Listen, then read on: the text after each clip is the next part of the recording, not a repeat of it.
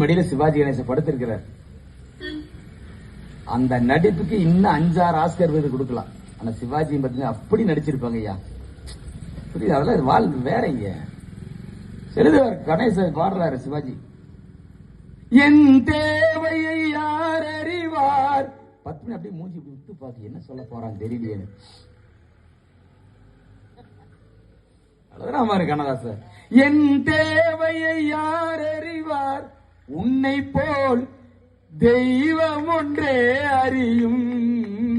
உன் கண்ணில் நீர் வலிந்தால் என் நெஞ்சில் உதிரும் கொட்டுதடி. என் கண்ணின் பாவை என்றோ கண்ணம்மா என் உயிர் நின்றதென்றோ. யார? என் தேவையை யார் அறிவார்? மனைவி பார்த்து சொல்ற, என் தேவையை யார் அறிவார், உன்னை போல் தெய்வம் ஒன்றே அறியும்னா தெய்வத்துக்கு நிகர மனைவி வச்சா. இது நான் சொல்ல, இன்னும் புராணம் சொல்லுது. எனக்கு எதுக்கு இந்த பிரச்சனை? நம்மளை எல்லாம் படைத்த சிவனே சொன்னதுதான். புரியுதா? சிவனே சொன்னதுதான். தீர்ப்பு அவ எழுதி வச்சிருக்கான். நான் சொல்லன்ற அவசியமே கிடையாது. சிவனுக்கும் பார்வதிக்கும் ஃபைட். வீட்டுல ஒரே சண்டை. அந்த அம்மா ஒரே fight. I am going to father house.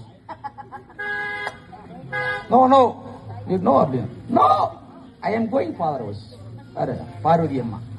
நீ பார்க்க அப்பல இங்கிலீஷ் பேசினாங்களே சொல்லக்கூடாது. இருந்திருக்கு. நம்ம போயே தீருவீங்க, போகக்கூடாதுங்க. 2 பேர் பிரச்சனை. நம்ம போயிருச்சுல.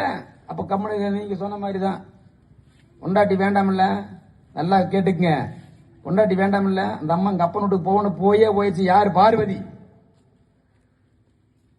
பார்வதி சென்ற பிறகு நம்மை படைத்த சிவனே மனைவி இல்லாமல் தலையை விருத்தி போட்டு ருத்திரதாண்டவம் ஆடினார் என்று சொன்னால் மனைவி இல்லாமல் சிவனே இல்லை என்பது நாம் எங்கேயா வாழ முடியும்? யோசிச்சு பாருங்க.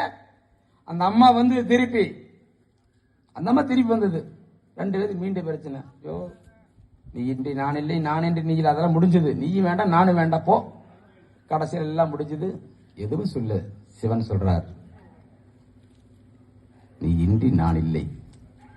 மனைவி இல்லாமல் ஆண் என்பவன் வாழ முடியாது, அவன் ஜெயிக்க முடியாது என்று சொல்லி தன்னில் சரிபாதியை கொடுத்து அர்த்தநாரீஸ்வரர் என்ற ஒரு அவதாரத்தையே எடுத்தார் என்று சொன்னால் மனைவி இல்லாமல் எவனும் வாழ முடியாது என்று சிவனே தீர்ப்பை எழுதிய பிறகு கவிநிலவான் தீர்ப்பை எழுத வேண்டிய அவசியம் இல்லை. ஆண்களின் வெற்றிக்கு பெரிதும் காரணமாக இருப்ப